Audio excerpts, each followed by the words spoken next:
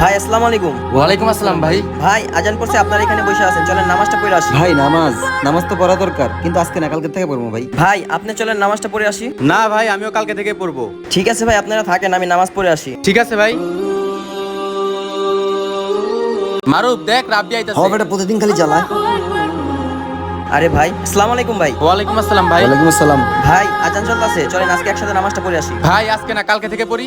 ভাই আপনাদেরকে একটা কথা বলি। ভাই যা করবেন তাড়াতাড়ি কোন, আমাকে বাজাইতে হবে কাজ ভাই আছে। তোমরা দুজন আজ না কাল আজ না কাল বলতাছে, এমনও তো হতে পারে কাল তোমাদের চোখ নাও খুলতে পারে। দুনিয়া ফালতু কথা বাদ দেন তো। হ, বেশি জ্ঞান দিতেছে, আর শুনতে ভালো লাগতেছে না, চল তো।